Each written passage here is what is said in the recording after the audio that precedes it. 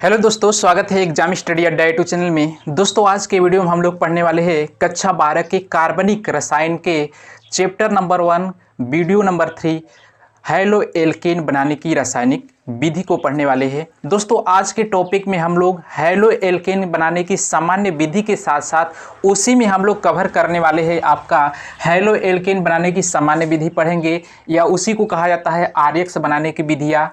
और साथ ही साथ उसी में हम लोग कवर करेंगे मार्कोनी-काफ का नियम क्या होता है और मार्कोनी-काफ का विपरीत का नियम क्या होता है। उसी को एंटी मार्कोनी-काफ नियम भी कहा जाता है। मार्कोनी-काफ के विपरीत का नियम को क्रेस के प्रभाव, क्रेस इफेक्ट को भी पढ़ेंगे क्या होता है। और साथ ही साथ इस अभिक्रिया में डार्जिन अभिक्रिया को भी पढ़ेंगे, जहाँ से एग्जाम में बहुत बार पूछा जाता है। कोनांट फिंकेलस्टाइन अभिक्रिया को भी पढ़ेंगे और बोरोडीन हुंस-डिकर अभिक्रिया। इस अभिक्रिया के द्वारा हैलो एल्केन बनाया जाता है। और साथ ही साथ आपका जो नेम्ड रिएक्शन है यह भी आपका इस वीडियो के माध्यम से कवर होगा। और साथ ही साथ बोरोडीन हुंस-डिकर अभिक्रिया और ग्रेनाड अभिक्रिया, इन सभी अभिक्रियाओं को भी इस वीडियो से के माध्यम से कवर करेंगे। अगर यह वीडियो आप देख लेते हैं तो आपका इतना जो टॉपिक हो जाएगा पूरा क्लियर हो जाएगा। तो आइए वीडियो को स्टार्ट करते हैं। दोस्तों हैलो एल्केन बनाने की सामान्य विधि में आपका है पहला हेडिंग है एल्केन्स के हैलोजनीकरण अभिक्रिया के द्वारा हम कैसे हैलो एल्केन को प्राप्त करेंगे। आइए सबसे पहला रिएक्शन को देखते हैं। जब एल्केन्स की क्रिया हाइड्रोजन के साथ कराई जाती है प्रकाश की उपस्थिति में तो हैलो एल्केन प्राप्त होता है। जैसे दोस्तों इसका क्या होगा, एल्केन्स में क्या आता है आर और एच आता है, और इसी की क्रिया जब कराते हैं हैलोजनीकरण क्रिया द्वारा, यानी कि दोस्तों X2 के द्वारा क्रिया कराया जाता है। और इसमें दोस्तों Hμ मतलब प्रकाश की उपस्थिति में यह क्रिया कराई जाती है। तो दोस्तों RH हम देखते हैं क्या है, एक प्रकार का एल्कीन होता है। तो यहाँ से क्या होता है, इस अभिक्रिया को अगर यहाँ से हम लिखेंगे तो इसको लिख सकते हैं यहाँ से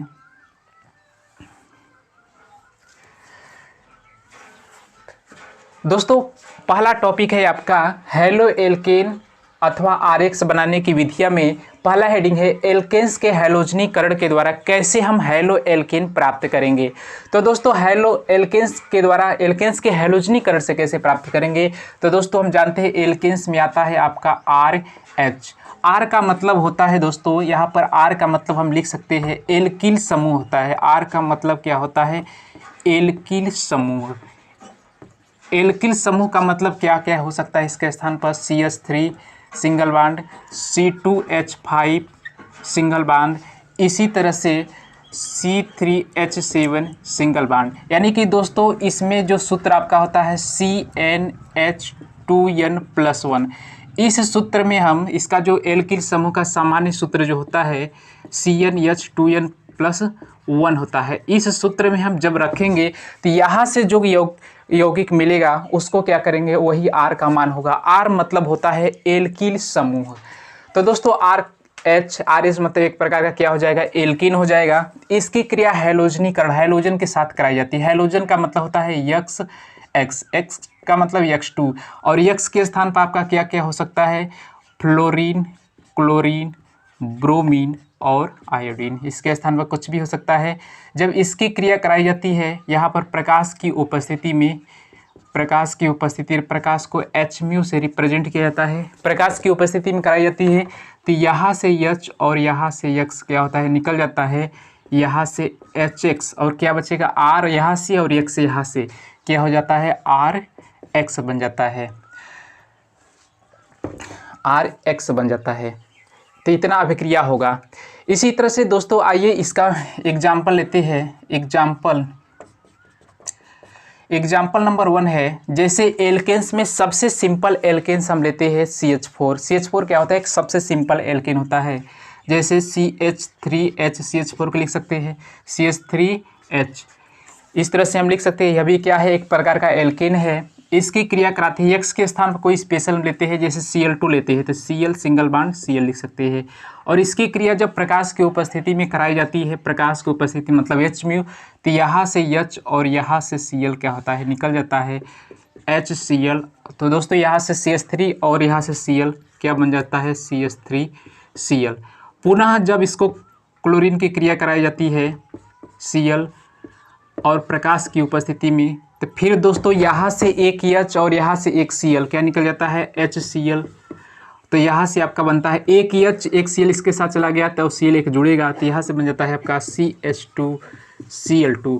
पुनः जब Cl2 की क्रिया कराई जाती है तो यहाँ से H-, तो दोस्तों फिर हो जाता है आपका एक H, फिर यहाँ से एक Cl, यहाँ से HCl निकल जाएगा, फिर यहाँ से आपका हो जाएगा CHCl3।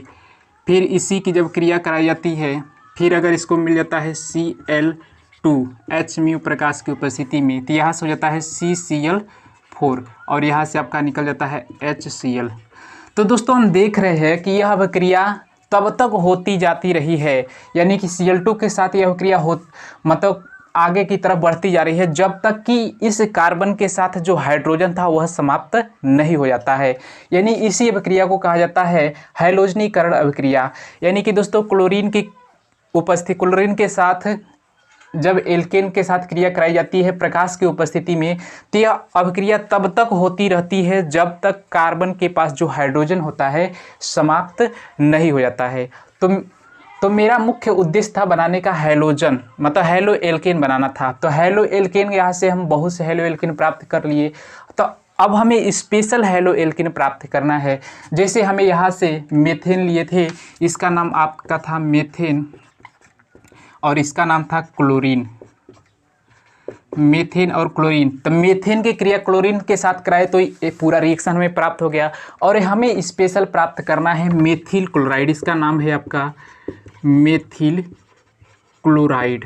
सबका नाम लिख लेते हैं मेथिल क्लोराइड, या इसी का IPSC नाम लिखेंगे तो क्लोरोमेथेन हो जाएगा, क्लोरोमेथेन। इसी तरह से इसका अगर नाम लिखेंगे तो डाई क्लोरोमेथेन हो जाएगा, Cl2 है यानी कि डाई क्लोरोमेथेन।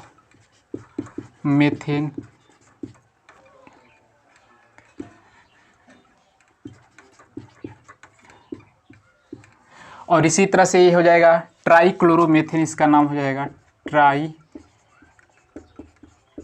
क्लोरोमेथेन। और इसी का एक स्पेशल नाम होता है क्लोरोफार्म, जो आगे हम लोग वीडियो में पढ़ेंगे। क्लोरोफार्म बनाने की क्या विधि होता है, इसका क्या उपयोग होता है, सभी डिटेल में हम नेक्स्ट वीडियो में पढ़ेंगे। और ये होता है carbon tetra chloride, carbon tetra chloride.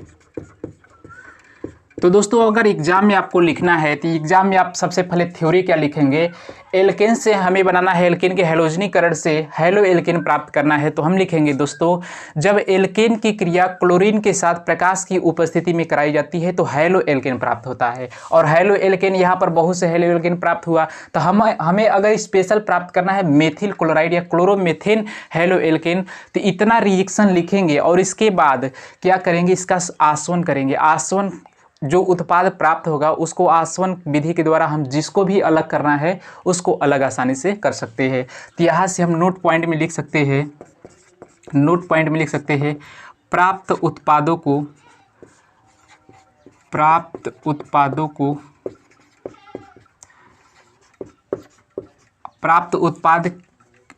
के मिश्रण को,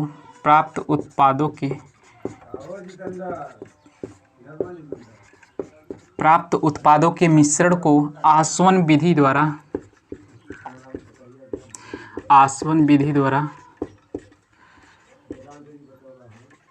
अलग अलग प्राप्त करते हैं। यानी कि दोस्तों यहाँ पर उत्पाद का बहुत से मिश्रण प्राप्त हुआ है, तो इस प्राप्त उत्पादों का आसवन करके अलग अलग हम प्राप्त करते हैं। मतलब प्रभाजी आसवन कराते हैं, आसवन विधि द्वारा अलग अलग प्राप्त करते हैं।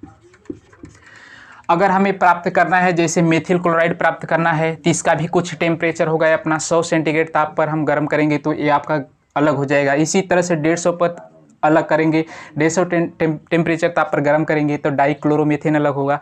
यानी कि अलग अलग टेम्परेचर पर हम क्या करेंगे, गर्म करेंगे, तो ये जितने भी आपके उत्पादों का मिश्रण प्राप्त हुआ हो उसको हम अलग कर सकते हैं। आइए कुछ और एग्जाम्पल को हम लोग देख लेते हैं।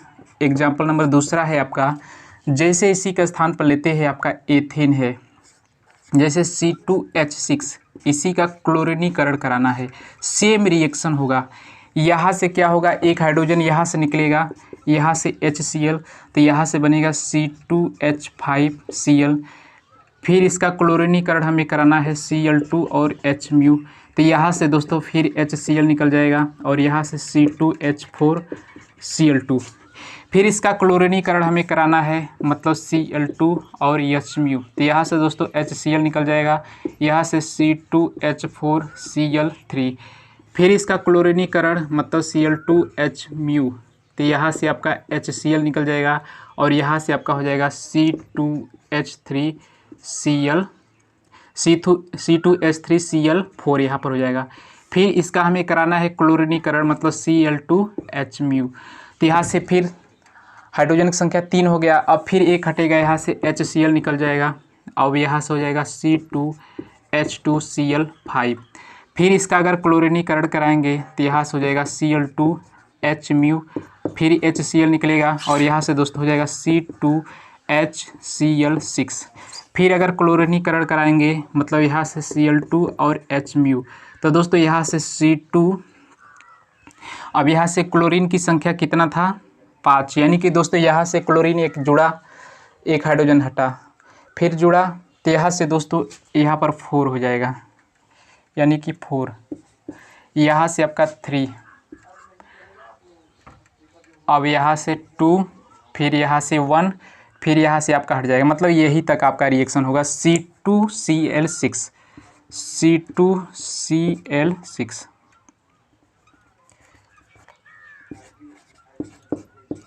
तो यह अभिक्रिया जब तक होती रहती है जब इस कार्बन के पास जो हाइड्रोजन परमाणु है समाप्त नहीं हो जाता है। इस प्रकार यह अभिक्रिया होगा, चाहे हम किसी भी अभिक्रिया का करेंगे। जैसे तीसरा एग्जाम्पल और कर लेते हैं, इसका आप नाम लिखना चाहे तो एथेन है और इसका नाम आपका हो जाएगा क्लोरीन। इसी तरह से तीसरा एग्जाम्पल अगर करते हैं, तीसरा एग्जाम्पल में लेते हैं CH3 CH2 CH3। इसकी क्रिया हम कराते हैं क्लोरीन के साथ Cl2 के साथ और प्रकाश की उपस्थिति में। तो दोस्तों यहाँ पर हम देख रहे हैं कि यहाँ पर अगर देखेंगे तो ये पहला कार्बन से जुड़ा हुआ है तो प्राथमिक कार्बन होगा, यहाँ पर ये सेकेंडरी कार्बन ये होगा आपका। तो दोस्तों यहाँ से भी हाइड्रोजन हट सकता है, यहाँ से भी हाइड्रोजन हट सकता है। तो दोस्तों दोनों कंडीशन में हाइड्रोजन, यहाँ पर जो फर्स्ट डिग्री वाला होगा उसकी स्टेबिलिटी, उसकी स्थायित्व कम होगी सेकेंडरी कार्बन से जो हाइड्रोजन हटाएंगे। अगर मान लो प्राथमिक से हटाएंगे तो यहाँ से आपका HCl यहाँ से होगा, तो यहाँ से अगर हटाएंगे तो क्लोरीन एक जुड़ेगा, तो यहाँ से बन जाता है आपका CH3 CH2 CH2Cl। अगर मान लो यहाँ से हटाएंगे तो आपका बनेगा CH3 CHCl और यहाँ पर CH3, यानी कि दोस्तों ये 1 डिग्री, यानी कि 1 डिग्री में प्रोपिल क्लोराइड हो जाएगा, 1 डिग्री प्रोपिल क्लोराइड, या इसी को लिखना चाहे तो 1 क्लोरोप्रोपेन।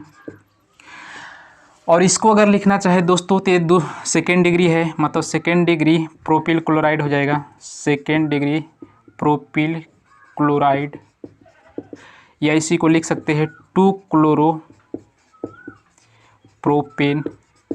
या इसी को लिख सकते हैं द्वितीयक प्रोपिल क्लोराइड, क्योंकि द्वितीयक प्रोपिल क्लोराइड है, प्रोपिल क्लोराइड हो जाएगा। तो दोस्तों इसमें हम देख रहे हैं कि प्राथमिक वाला भी आपका हेलो एल्केन बना है, द्वितीय सेकेंड डिग्री हेलो एल्केन बना है। तो दोस्तों जो सेकेंड डिग्री हेलो एल्केन होगा इसकी स्टेबिलिटी 55% होगा और इसकी स्टेबिलिटी जो होगा 45% होगा, यानी कि सबसे ज़्यादा अस्थायित्व तो कौन सा प्राप्त होगा, सबसे अधिक प्राप्त होगा आपका 55% वाला प्राप्त होगा। यानी कि दोस्तों हाइड्रोजन के अगर प्रतिस्थापन का क्रम देखिए, अभिक्रिया का क्रम, तो सबसे ज़्यादा हाइड्रोजन उस कार्बन से प्रतिस्थापित होता है जो सेकेंड डिग्री होता है फर्स्ट डिग्री के अपेक्षा। यानी कि अगर थर्ड डिग्री, सेकेंड डिग्री और फर्स्ट डिग्री में देखा जाए तो हाइड्रोजन, तो यहाँ से हम लिख सकते हैं हाइड्रोजन नोट पॉइंट में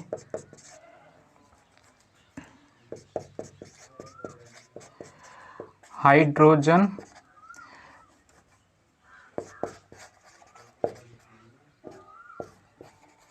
एल्केन से हाइड्रोजन प्रतिस्थापन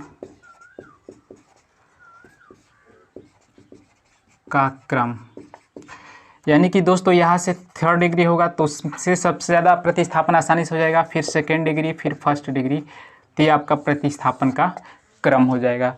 तो इतना पॉइंट आपको क्लियर होगा, जल्दी से नोट पॉइंट कीजिए, फिर चलेंगे नेक्स्ट रिएक्शन की तरफ। दोस्तों आपका नेक्स्ट रिएक्शन है एल्केन पर सल्फ्यूरिल क्लोराइड। सल्फ्यूरिल क्लोराइड का मतलब होता है SO2Cl2 की क्रिया के द्वारा हम हैलो एल्केन प्राप्त कर सकते हैं। तो दोस्तों आइए इस रिएक्शन को देखते हैं। एल्केन्स का मतलब होता है आपका RH होगा, इसके साथ जब क्रिया कराते हैं आपका सल्फ्यूरिल क्लोराइड मतलब SO2Cl2 के साथ अब क्रिया कराई जाती है। दोस्तों इसमें भी आपका होगा उपस्थिति, जो आपका होगा प्रकाश की उपस्थिति रहेगा, और कार्बनिक परऑक्साइड, यहाँ पर लिख लीजिएगा, कार्बनिक परऑक्साइड की उपस्थिति में होता है। यानी कि दोस्तों एल्केन की क्रिया जब की जाती है सल्फ्यूरिल क्लोराइड के साथ, और यहाँ पर उपस्थिति होता है Hµ का मतलब होता है प्रकाश, Hµ जहाँ पर आएगा समझ लेना प्रकाश की उपस्थिति में होता है, और साथ ही साथ कार्बनिक परऑक्साइड की उपस्थिति में यहाँ पर होता है। तो दोस्तों सल्फ्यूरिल क्लोराइड की खासियत क्या होती है, यहाँ से जो R और H के बीच जो बांड होता है इसको ब्रेक कर देता है। इसमें क्लोरीन की संख्या 2 है, तो एक क्लोरीन यहाँ पर जुड़ता है, एक क्लोरीन यहाँ पर जुड़ता है, और सल्फर डाइऑक्साइड एक प्रकार का गैस है। तो अगर किसी अभिक्रिया में गैस देखे तो हम उसको आसानी से अलग कर लेते हैं, क्योंकि गैस आसानी से उस अभिक्रिया में से अलग हो जाता है। तो दोस्तों यहाँ से क्या बनेगा, RCl बनेगा, यहाँ से RCl हेलो एल्केन प्राप्त हो गया, और यहाँ से फिर HCl निकलेगा, HCl, और फिर यहाँ से आपका SO2 सल्फर डाइऑक्साइड एक प्रकार का क्या है, गैस है। तो दोस्तों यहाँ से हो जाएगा, इसका नाम हो जाएगा alkyl chloride, alkyl chloride, alkyl chloride प्राप्त होगा, और साथ हाइड्रोजन क्लोराइड और सल्फर डाइऑक्साइड एक प्रकार का गैस होता है। आइए इससे संबंधित एग्जाम्पल को करते हैं। एग्जाम्पल नंबर 1 है, जैसे इसके स्थान पर हम लेते हैं मेथेन CH3H लिख सकते हैं। इसकी क्रिया सल्फ्यूरिल क्लोराइड Cl2 के साथ कराई जाती है, और इसमें भी उपस्थिति होता है Hµ और कार्बनिक परऑक्साइड, कार्बनिक परऑक्साइड की उपस्थिति में जब कराई जाती है। और दोस्तों यहाँ पर रिएक्शन ही H होगा, तो यहाँ से क्या होगा, इस बांड को ब्रेक करेंगे, एक Cl इस हाइड्रोजन के साथ, एक Cl यहाँ पर, तो यहाँ पर आपका हो जाएगा CH3Cl और प्लस यहाँ से क्या निकल जाएगा, HCl, और दोस्तों यहाँ से SO2 निकल जाएगा, SO2 निकल जाएगा। यानी कि दोस्तों यहाँ से आपका प्राप्त होगा methyl chloride, methyl chloride. CH3 का मतलब होता है मेथिल क्लोराइड, या इसी का IPSC नाम अगर लिखना चाहे तो क्लोरोमेथेन, क्लोरोमेथेन, और प्लस सल्फर डाइऑक्साइड गैस। इसी तरह से दूसरा एग्जाम्पल कर लेते हैं, इसका भी नाम लिख लीजिएगा मेथेन, और इसका नाम है सल्फ्यूरिल क्लोराइड।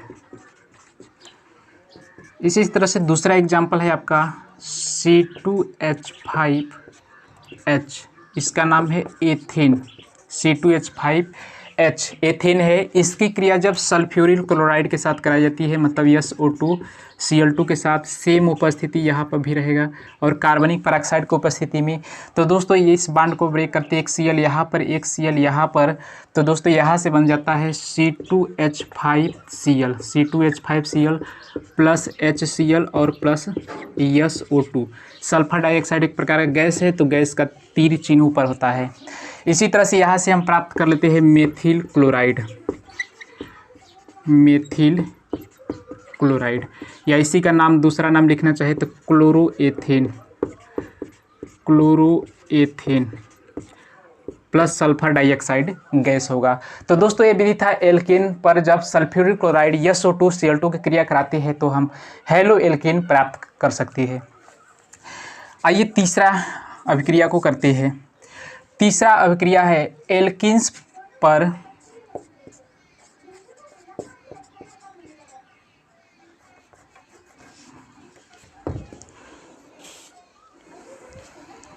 आइए तीसरा अभिक्रिया को करते हैं एल्कीन्स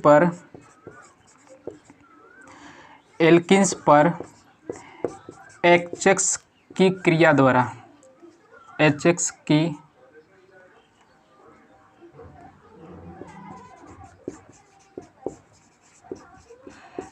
की अभिक्रिया के द्वारा कैसे प्राप्त करेंगे। तो दोस्तों एल्कीन हमें लेना है। एल्कीन का मतलब क्या होता है, अगर दो कार्बन के मध्य डबल बांड होता है तो वहाँ पर एल्कीन होता है। अगर दो कार्बन के मध्य सिंगल बांड होता है तो एल्कीन होता है। अगर दो कार्बन के मध्य ट्रिपल बांड होता है तो वहाँ पर क्या होता है, एल्काइन होता है। तो हमें एल्कीन्स लेना है, यानी कि दो कार्बन के मध्य क्या लेना है, हमें डबल बांड लेना है। तो इसको लिख सकते हैं CH2 डबल बांड। इसकी जब क्रिया कराते हैं HX के साथ क्रिया कराते हैं तो दोस्तों X का मतलब यहाँ पर क्या हो सकता है, फ्लोरीन, क्लोरीन, ब्रोमीन और आयोडीन, इसमें से कोई हो सकता है। जब इसकी क्रिया कराते हैं तो इसमें से क्या होता है, एक बांड यहाँ से ब्रेक करता है तो एक H इसके साथ जुड़ जाता है और X इसके साथ जुड़ जाता है। तो आपका यहाँ पर बनता है CH3 और CH2X। यह एक प्रकार का क्या होगा, हेलो एल्कीन होगा। जैसे आइए एग्जाम्पल कर लेते हैं। इसका एग्जाम्पल नंबर 1 है, जैसे आपका है CH2 डबल बांड CH2 और यहाँ पर ले लेते हैं हम HCl। जब इसकी क्रिया कराते हैं तो एक बांड यहाँ से ब्रेक करता है, यहाँ से H जुड़ता है और यहाँ से Cl, मतलब यहाँ से H एक H इसके साथ जोड़ देंगे और Cl इसके साथ। तो यहाँ से आपका हो जाता है CH3, मतलब CH2 था, H जुड़ेगा CH3, सिंगल बांड CH2 और यहाँ के साथ आपका जुड़ जाएगा Cl। तो इसका नाम हो जाएगा क्लोरोएथेन, या इसी को कहते हैं एथिल क्लोराइड। दोस्तों आइए दूसरा एग्जाम्पल है। जैसे अगर मान लेते हैं CH3 single bond CH double bond CH2, इसका अगर नाम लिखे तो एथीन हो जाएगा। एथीन या साधारण नाम होता है एथिलीन।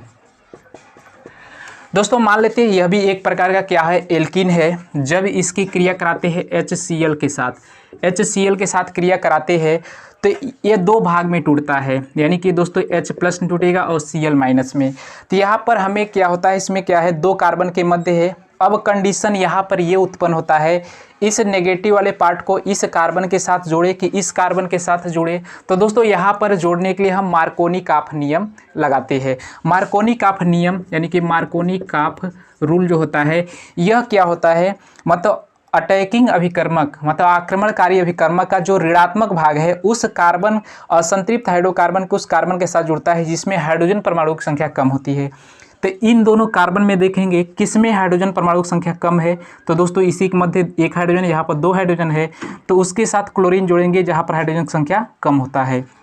तो क्लोरीन यहाँ पर जुड़ जाता है और इसी तरह से H इसके साथ जुड़ जाता है। जो डबल बांड होता है सिंगल बांड में परिवर्तित हो जाता है। तो दोस्तों यहाँ पर होता है CH3 CHCl और यहाँ पर हो जाता है CH3 और इसका नाम हो जाता है आपका 2-क्लोरोप्रोपेन, या इसको लिख सकते हैं प्रोपील क्लोराइड। आइए और भी एग्जाम्पल हम देख लेते हैं मार्कोनी-काफ नियम और साथ ही साथ एंटी मार्कोनी-काफ नियम, खेरेस प्रभाव क्या होता है, इस नियम को डिटेल में देख लेते हैं। इतना सी स्क्रीनशॉट लीजिए। दोस्तों आइए समझते हैं मार्कोनी-काफ नियम क्या होता है। इसका बहुत ही उपयोग है हमारे रासायनिक अभिक्रिया। कोई भी रासायनिक अभिक्रिया अगर एल्किन्स वाला आएगा, असंतृप्त वाला आएगा, असंतृप्त का मतलब होता है डबल बांड और ट्रिपल बांड जिसमें हो, खासकर यह अभिक्रिया जब आएगा तो उसमें मार्कोनी-काफ नियम हमें फॉलो करना होगा। तो दोस्तों जो मार्कोनी-काफ नियम है, जैसे मान लेते हैं एग्जाम्पल नंबर 1 की हम अगर बात करते हैं, एग्जाम्पल नंबर 1 लेते हैं। जैसे आपका है CH3, यहाँ पर है CH डबल बांड CH2। अब यहाँ पर जैसे होगा, मान लेते हैं HX है और X का मतलब आपको पता ही है, X का मतलब होता है फ्लोरीन, क्लोरीन, ब्रोमीन और आयोडीन, कुछ भी हो सकता है। तो दोस्तों यहाँ पर हम देख रहे हैं कि यहाँ पर इसका नाम आपका हो जाएगा मेथ एथ प्रोप, यानी कि 1 प्रोपीन या प्रोपीन लिख सकते हैं। तो प्रोपीन की क्रिया जब HX के साथ कराई जाती है तो यह अभिक्रिया मार्कोनी-काफ नियम के अनुसार अगर देखेंगे तो यहाँ पर H प्लस और X माइनस में दो भागों में टूटता है और इसका जो ऋणात्मक भाग है असंतृप्त हाइड्रोकार्बन। असंतृप्त हाइड्रोकार्बन क्या होता है, जब दो कार्बन के मध्य डबल बॉन्ड होता है वही आपका असंतृप्त हाइड्रोकार्बन होता है। लेकिन जिस कार्बन के मध्य सिंगल बॉन्ड होगा वह संतृप्त हाइड्रोकार्बन होगा। तो हमें इसमें से लेना है असंतृप्त हाइड्रोकार्बन। असंतृप्त हाइड्रोकार्बन में इस आक्रमणकारी अभिकर्मक का ऋणात्मक भाग उस कार्बन के साथ जुड़ता है जिस कार्बन के पास हाइड्रोजन परमाणु संख्या कम होती है। यानी कि दोस्तों यहाँ से अगर देखेंगे तो यक्स यहाँ पर जुड़ेगा और जो हाइड्रोजन होगा इस कार्बन के साथ जुड़ेगा, तो आपका अभिक्रिया जो हो जाता है CH3 सिंगल बॉन्ड CH, यहाँ पर यक्स और यहाँ पर CH3। ये मार्कोनी काफ नियम, मार्कोनी काफ रूल के अनुसार यह अभिक्रिया होता है। आइए जैसे एग्जाम्पल नंबर इसी के आधार पर कर लेते हैं। जैसे इसी का एग्जाम्पल है CH3 CH डबल बॉन्ड है CH2 और यहाँ पर हम लेते हैं HBr। HBr के साथ कराना है, यहाँ पर लिखा रहेगा मार्कोनी काफ नियम के अनुसार हमें कराना है। तो हम जानते हैं कि H प्लस टूटता है Br माइनस टूटता है, जो इसका H वाला भाग होता है। यानी कि दोस्तों ये Br नेगेटिव पार्ट जिसमें हाइड्रोजन परमाणु संख्या कम होती है और H इसके साथ जुड़ता है, तो आपका हो जाता है CH3, यहाँ पर हो जाता है CHBr और यहाँ पर हो जाता है CH3। यानी कि दोस्तों हो जाएगा 2 ब्रोमोप्रोपेन, या इसी को लिखना चाहे तो प्रोपिल ब्रोमाइड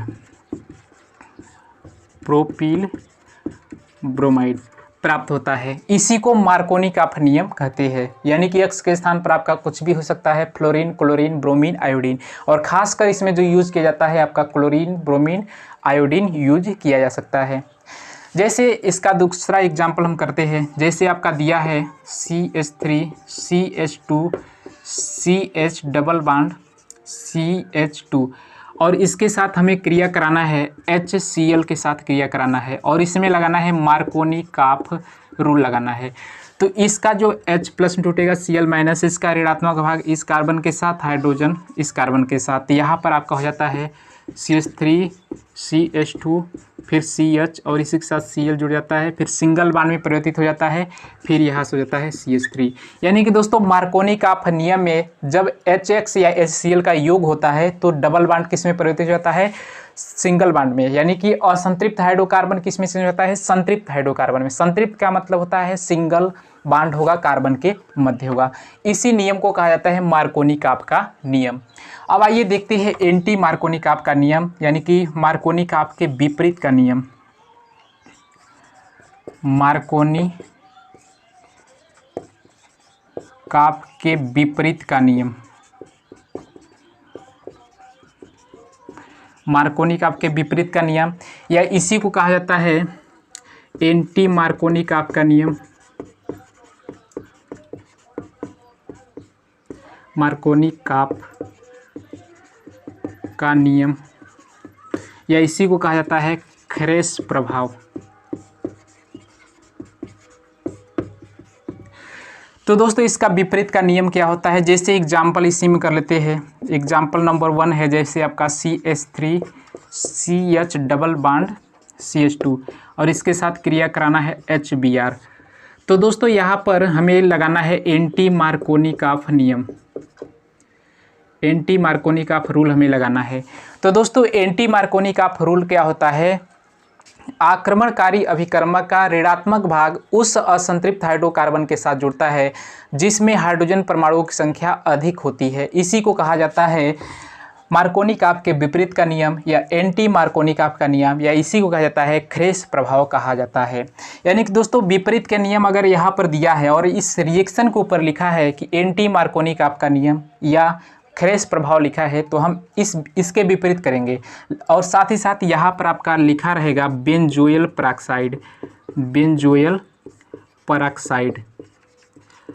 यानी कि दोस्तों बेंजोइल पेरोक्साइड हो या हाइड्रोजन पेरोक्साइड हो या सोडियम पेरोक्साइड हो, कोई भी अगर पेरोक्साइड इस तीर के ऊपर लिखा है तो आप समझ जाइएगा कि जो रिएक्शन होगा उसमें मार्कोनी काफ के विपरीत का नियम लगेगा। तो इसको H प्लस और Br माइनस, इस H प्लस का जो ऋणात्मक भाग है उस कार्बन के साथ जुड़ता है जिसमें हाइड्रोजन परमाणुओं की संख्या ज़्यादा होती है, इसी के साथ जुड़ेगा और ये हाइड्रोजन इसके साथ जुड़ेगा। तो आपका बन जाता है CH3 सिंगल बॉन्ड, यहाँ से हो जाएगा आपका CH2 फिर सिंगल बॉन्ड CH2 फिर Br, यानी कि दोस्तों पहला नंबर पर है 1 ब्रोमोप्रोपेन या इसी को कहेंगे प्रोपील ब्रोमाइड। तो इस तरह हमको क्लियर हो चुका होगा कि मार्कोनिकॉफ नियम क्या है, एंटी मार्कोनिकॉफ नियम क्या है। आइए अब चलते हैं नेक्स्ट रिएक्शन की तरफ, जल्दी से स्क्रीनशॉट लीजिए।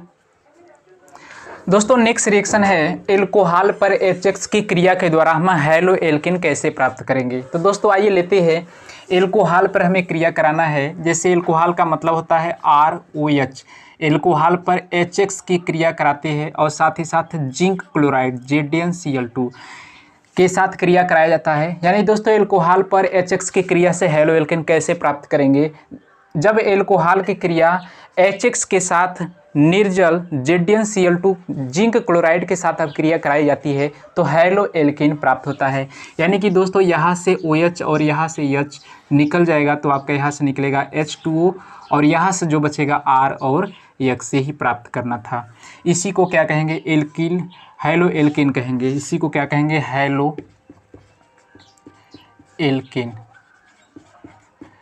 इसी तरह से आइए इसका एग्जाम्पल कर लेते हैं। जैसे लेते हैं मेथिल CH3OH, इसका नाम है मेथिल एल्कोहल।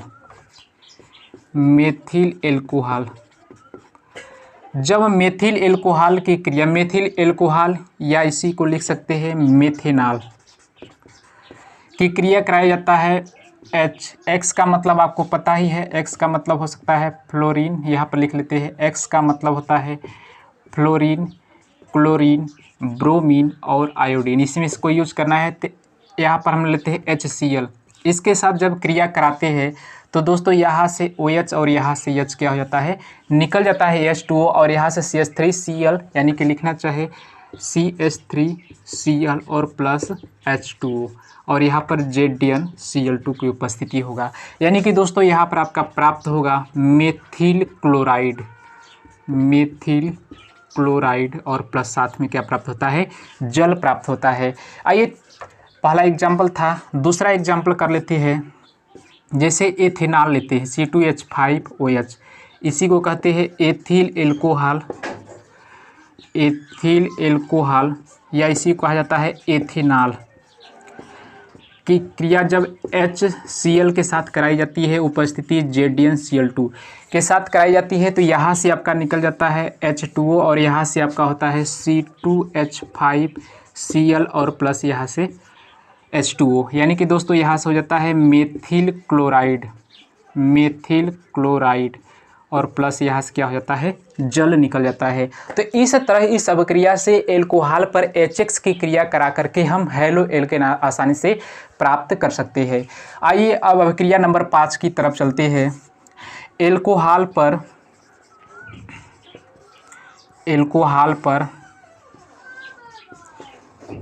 PCl3 की क्रिया द्वारा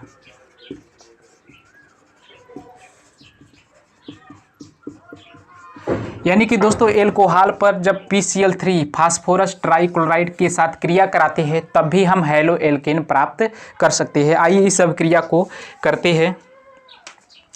तो दोस्तों इस टाइप की अभिक्रिया को करने के लिए एल्कोहल का हमें 3 भाग लेना पड़ेगा। जैसे मान लेते हैं ROH है, एल्कोहल है, तो इसका 3 भाग लेंगे।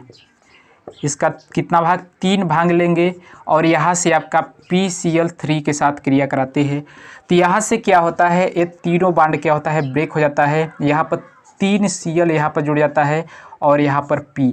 तो दोस्तों यहाँ से क्या बनता है, 3 R मिल करके और 3 Cl मिल करके क्या बन जाता है, 3RCl और प्लस यहाँ से क्या बन जाता है, H3PO3। यानी कि दोस्तों H की संख्या कितना है, 3 है, यानी कि H3PO3 इसका नाम हो जाता है आर्थो फास्फोरस अम्ल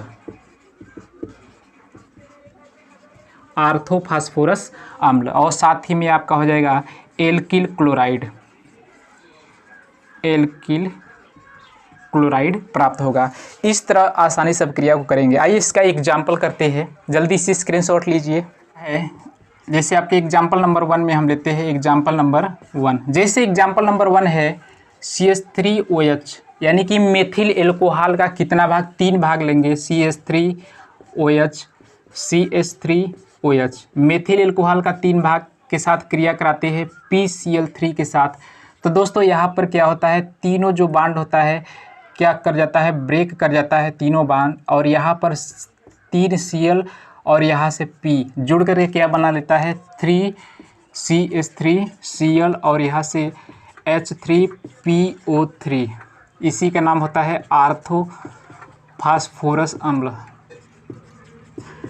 आर्थोफास्फोरस अम्ल प्राप्त होता है। इसी का नाम होता है मेथिल क्लोराइड। मेथिल क्लोराइड प्राप्त होता है और इसका नाम होता है मेथिल एल्कोहल। मेथिल एल्कोहल या इसी को कहते हैं मेथेनॉल। अगर इस सब क्रिया को लिखना चाहे या करके इस तरह से भी हम लिख सकते हैं। 3 भाग लेना है CH3OH का और इसके साथ क्रिया कराना है PCl3 के साथ कराना है, तो यहाँ से आपका हो जाता है 3CH3Cl और प्लस यहाँ से हो जाता है H3PO3। इस तरह से भी कर सकते हैं। आइए अब चलते हैं अगले रिएक्शन की तरफ। अगला रिएक्शन आपका है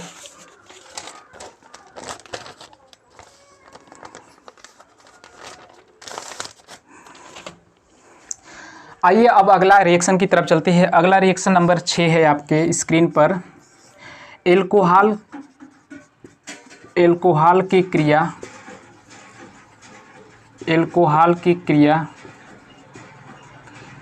PCl5 के साथ कराने पर, PCl5 के साथ कराने पर तब क्या प्राप्त होगा। आइए इस रिएक्शन को देखते हैं।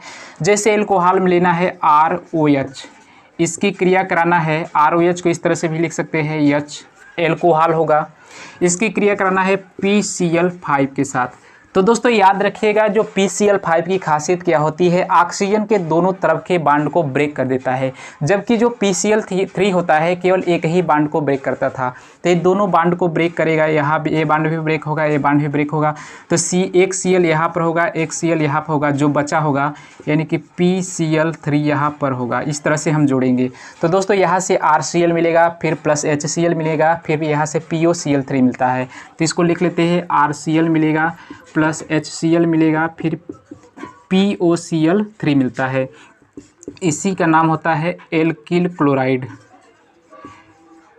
एल्किल क्लोराइड और इसका नाम होता है फास्फोरिल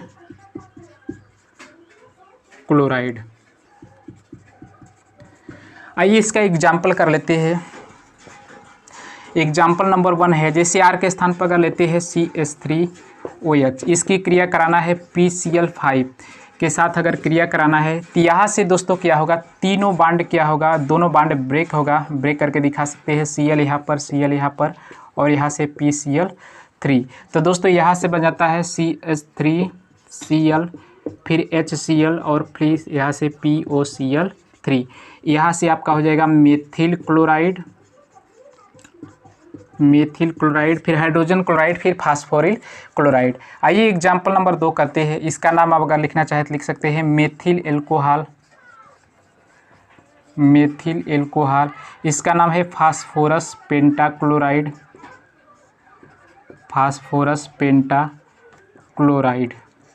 इसी तरह से जैसे आपका C2H5OH, इसकी क्रिया कराना है PCl5 फास्फोरस पेंटाक्लोराइड। इस बांड को भी ब्रेक करेगा, इस बांड को भी, एक Cl यहाँ पर, एक Cl यहाँ पर और PCl3 यहाँ पर। तो आपका यहाँ से क्या बनेगा, C2H5Cl प्लस यहाँ से HCl और प्लस यहाँ से POCl3। यही इसका नाम हो जाता है एथिल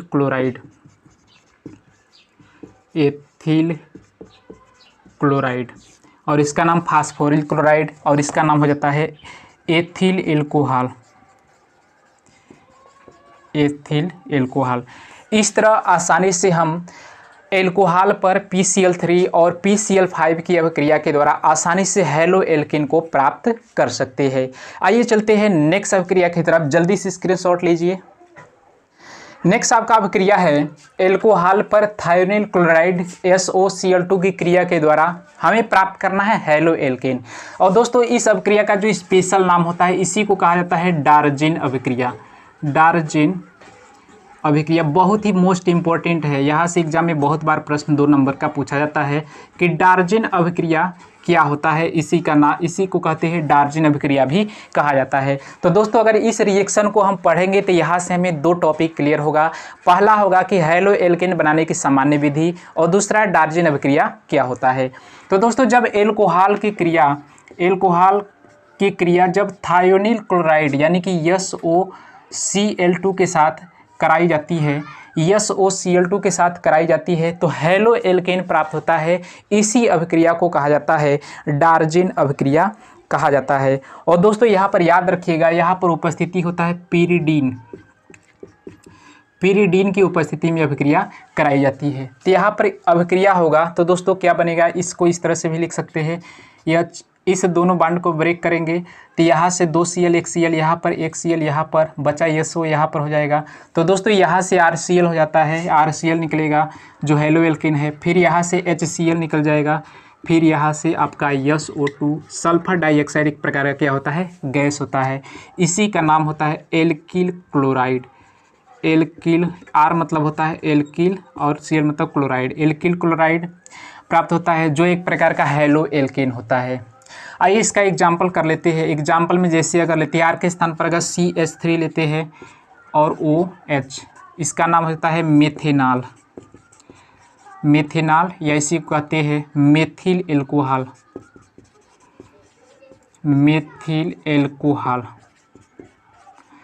की क्रिया जब थायोनिल क्लोराइड मतलब SOCl2 के साथ कराई जाती है और यहाँ पर पीरिडीन की उपस्थिति होती है। पीरिडीन की उपस्थिति तो ए वाला बॉन्ड आपका ब्रेक करता है, ये बॉन्ड ब्रेक करता है। 1 Cl यहाँ पर 1 Cl यहाँ पर और SO यहाँ पर। तो दोस्तों यहाँ से बन जाता है CH3Cl प्लस HCl और प्लस SO2। इसी का नाम हो जाता है मेथिल क्लोराइड या इसी को कहते हैं क्लोरोमेथेन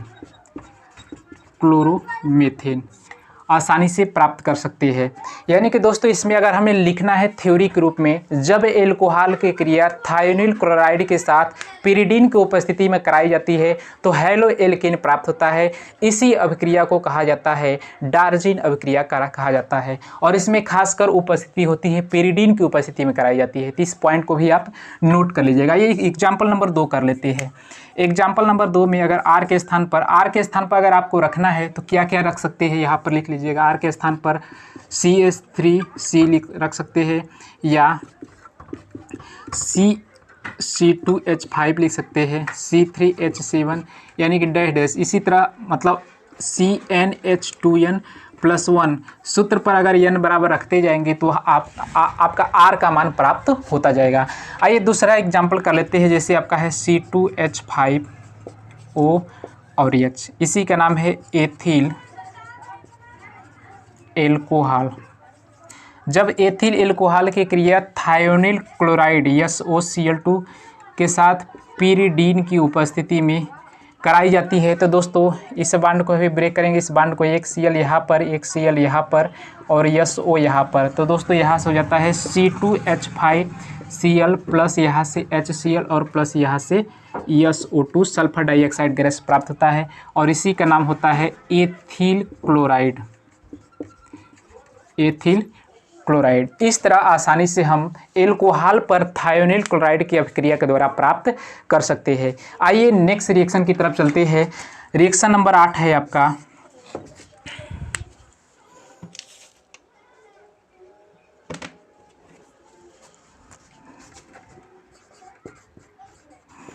हैलोजन विनिमय द्वारा। रिएक्शन नंबर आपका 8 है हैलोजन विनिमय अभिक्रिया द्वारा।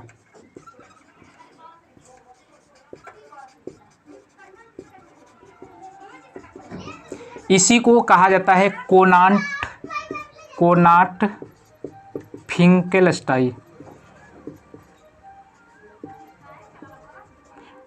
फिंकेलस्टाइन अभिक्रिया कहा जाता है। याद रखिएगा। यह भी आपको 2 नंबर में पूछा जाता है, कोनाट फिंकलस्टाइन अभिक्रिया क्या होता है। तो दोस्तों हैलोजन के विनिमय अभिक्रिया के द्वारा हम प्राप्त कर सकते हैं हैलो एल्केन।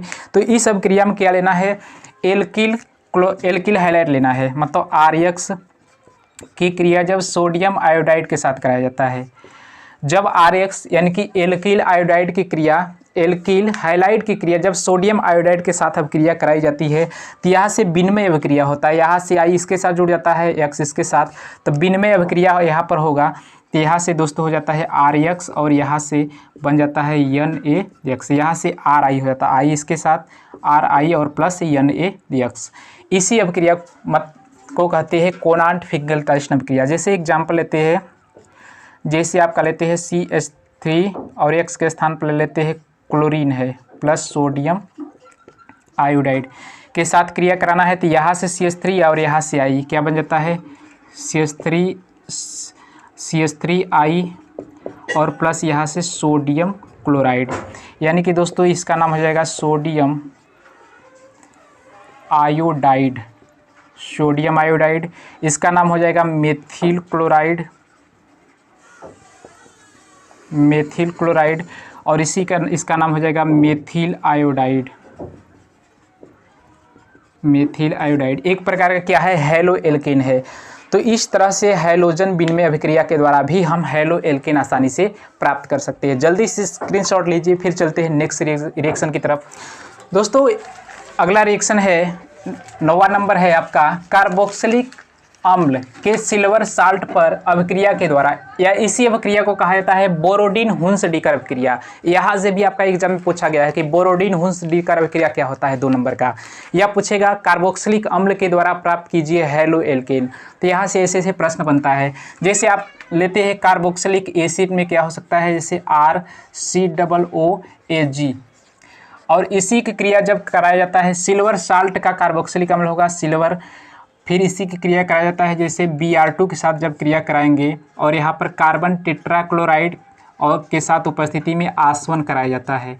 यानी दोस्तों कार्बोक्सिलिक अम्ल के सिल्वर साल्ट पर जब ब्रोमीन के साथ क्रिया कराई जाती है, उपस्थिति होता है कार्बन टेट्राक्लोराइड के साथ आसवन कराया जाता है। तो दोस्तों यहाँ से क्या क्या प्राप्त होता है, इस बांड को यहाँ से सिंगल बांड यहाँ से ब्रेक करेंगे तो यहाँ से एक Br ले लेते हैं और यहाँ से इस बांड को ब्रेक करेंगे तो एक Br यहाँ से और यहाँ से कार्बन डाइऑक्साइड गैस निकलेगा। तो क्या क्या हो सकता है, RBr हो सकता है, फिर यहाँ से CO2 निकलेगा, कार्बन डाइऑक्साइड गैस है, प्लस AgBr मतलब सिल्वर ब्रोमाइड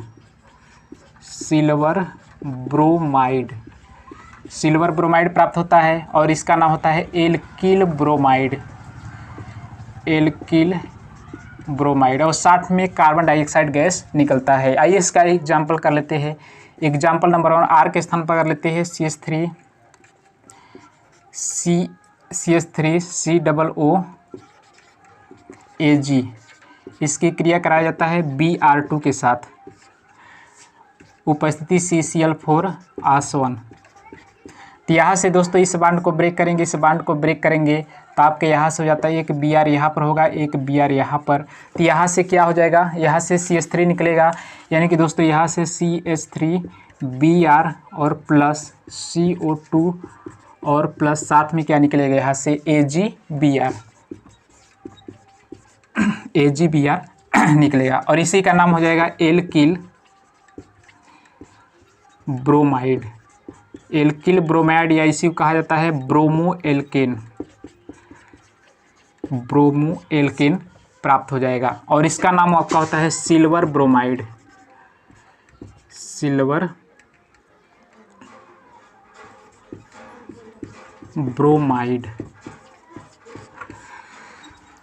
और इसका अगर नाम लिखना चाहे तो लिख सकते हैं सिल्वर ओएट शब्द जोड़ा जाता है, यानी कि सिल्वर एसीटेट भी लिख सकते हैं, सिल्वर एसीटेट।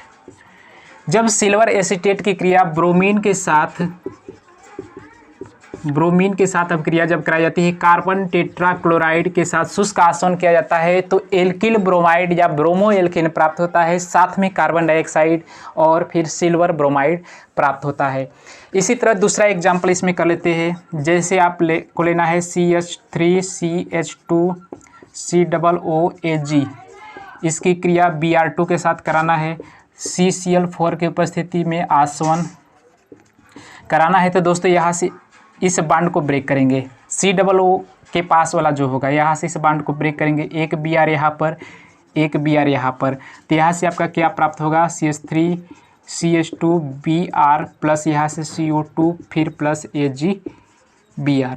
तो दोस्तों इसका हो जाएगा नाम एथिल ब्रोमाइड, एथिल ब्रोमाइड। फिर कार्बन डाइऑक्साइड गैस है तो तीर का चिन्ह ऊपर बना सकते हैं, प्लस सिल्वर ब्रोमाइड प्राप्त होता है।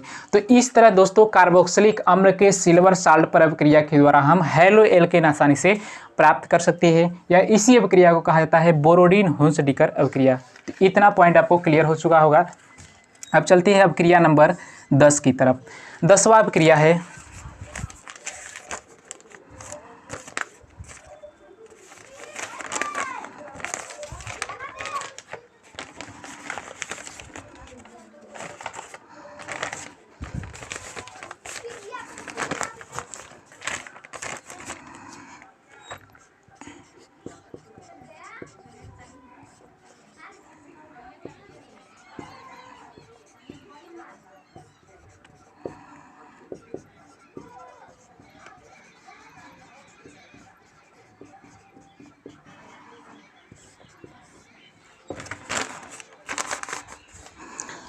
दोस्तों अगला अभिक्रिया है ग्रिग्नार्ड अभिकर्मक पर X2 की क्रिया के द्वारा।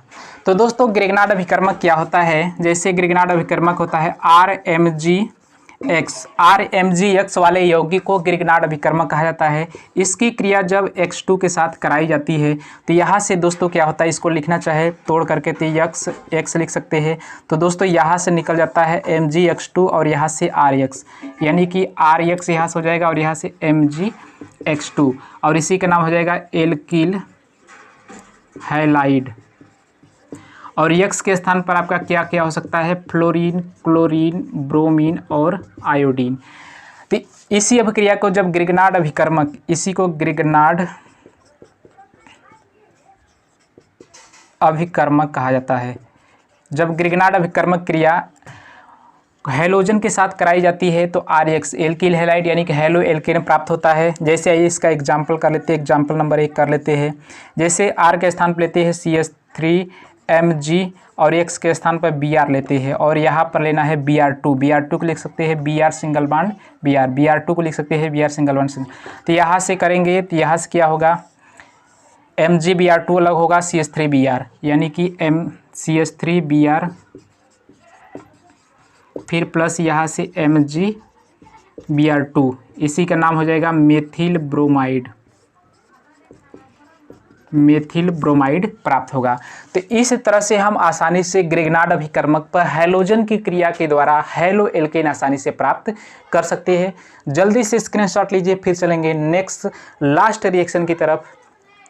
दोस्तों अगला रिएक्शन है रिएक्शन नंबर 11। ईथर पर PCl5 की क्रिया के द्वारा भी हम हैलो एल्केन आसानी से प्राप्त कर सकते हैं। इस रिएक्शन को कहते हैं ईथर, मतलब ROR यौगिक वाले सूत्र को क्या कहा जाता है, ईथर कहा जाता है। इसकी क्रिया जब PCl5 के साथ, दोस्तों ईथर एक आगे चैप्टर होगा, इसको भी हम डिटेल से पढ़ेंगे, रिएक्शन भी करेंगे। दोस्तों ईथर के साथ जब PCl5 फास्फोरस पेंटाक्लोराइड के साथ अब क्रिया की जाती है, और दोस्तों हम जानते हैं कि फास्फोरस पेंटाक्लोराइड की खासियत क्या होती है, ऑक्सीजन के दोनों तरफ के बांड को ब्रेक कर देता है। इस बांड को भी ब्रेक करेगा, इस बांड को भी ब्रेक करेगा। तो एक Cl यहाँ पर, एक Cl यहाँ पर, बचा है P। तो दोस्तों यहाँ से PCl3 बचा है, तो दोस्तों यहाँ से बनेगा RCl, यानी कि RCl का कितना अणु, 2 अणु, और प्लस यहाँ से POCl3 फास्फोरिल क्लोराइड, इसी का नाम होता है एल्किल क्लोराइड, और ये फास्फोरिल क्लोराइड, इसका नाम लिख लेते हैं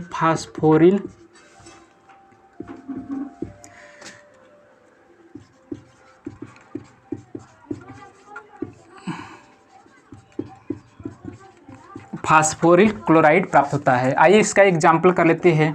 जैसे ईथर में सबसे लेते हैं CH3OCH3, यह भी एक प्रकार का क्या है, ईथर वाला यौगिक है। इसका नाम होता है डाई मेथिल ईथर की क्रिया जब फास्फोरस पेंटाक्लोराइड PCl5, इसका नाम है फास्फोरस पेंटाक्लोराइड के साथ अब क्रिया कराई जाती है ए वाला बॉन्ड ब्रेक करता है, ए बॉन्ड ब्रेक करता है, एक Cl यहाँ पर, एक Cl यहाँ पर PCl3 होता है। तो दोस्तों यहाँ से बनेगा 2CH3Cl प्लस यहाँ से POCl3, इसी का नाम होता है मेथिल क्लोराइड प्राप्त होता है। दोस्तों यहाँ पर हम देख रहे हैं कि जो CH3 वाला ईथर का दोनों CH3 क्या है, सेम है, तो एक ही बनेगा हेलो एल्केन, 2 अणु बनेगा CH3Cl का। अगर हम अलग अलग इन दोनों को लेते हैं तब क्या हो जाएगा, जैसे CH3 सिंगल बॉन्ड C2H5, इसका नाम हो जाता है एथिल मेथिल ईथर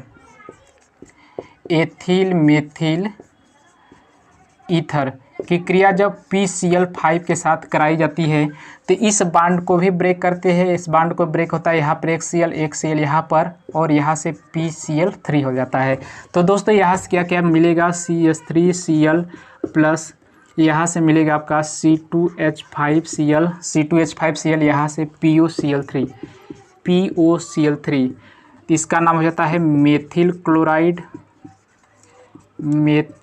क्लोराइड, इसका नाम होता है एथिल क्लोराइड और फास्फोरिल क्लोराइड। तो दोस्तों इस तरह से हम ईथर की क्रिया के द्वारा, ईथर पर फास्फोरस पेंटाक्लोराइड की क्रिया के द्वारा भी आसानी से हम हेलो एल्केन प्राप्त कर सकते हैं। तो दोस्तों जल्दी से स्क्रीनशॉट लीजिए। तो दोस्तों आज के वीडियो में बस इतना ही। दोस्तों इस वीडियो में हम लोगों ने हेलो एल्केन बनाने की सामान्य विधि को, महत्वपूर्ण रिएक्शन को कर चुके हैं। अगर आप यह पढ़ करके प्रिपरेशन करते हैं, चाहे कोई भी कम्पिटिटिव एग्जामिनेशन की या बोर्ड एग्ज़ाम की, तो आप 100% यहाँ से प्रश्न एग्जाम में ज़रूर बनता है। दोस्तों वीडियो को लाइक ज़रूर कर दीजिए। अगर आप चैनल पर पहली बार देख रहे हैं तो लाल बटन के सब्सक्राइब बटन को सब्सक्राइब कर लीजिए, साथ में बेल आइकन को भी प्रेस कर लीजिए ताकि इसी प्रकार के वीडियो की नोटिफिकेशन आपको मिलती रहेगी। दोस्तों फिर मिलेंगे नेक्स्ट वीडियो में, तब तक के लिए धन्यवाद, थैंक यू।